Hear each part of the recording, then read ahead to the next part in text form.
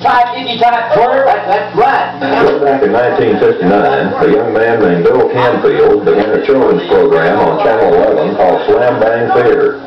He created a character called Icky Twerp, and Twerp went on to become an electronic babysitter for 13 years. Canfield now runs a broadcasting consulting firm, but he still makes an occasional appearance as Icky Twerp. So does this guy, and that's how Twerp versus Twerp wound up on the docket of District Judge Clyde Ashworth. Canfield filed a $25,000 suit claiming Charles Copeland stole his name and character.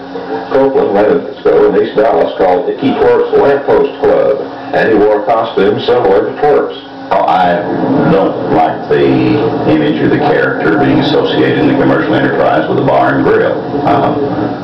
Cameras were not allowed in the courtroom, and we spent all our artist money on the Davis trial. So this reporter performed a dual role during testimony. Copeland testified first and said he no longer owned the nightclub and no longer performed as Icky Twerp. He was followed to the stand by Canfield, who told how and when he created the Twerp character. His words were backed up by videotapes of Slam Bang Theater, which may go down in legal history as the Twerp tapes.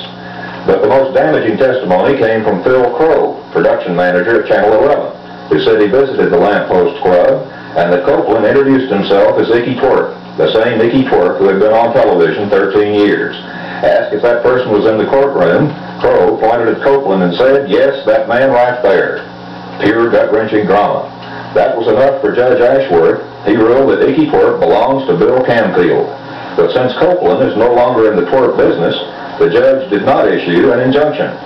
After the ruling, both Twerps shook hands and said no hard feelings, at least right now. But Canfield still is seeking $25,000 in damages, a high price for tarnishing a court.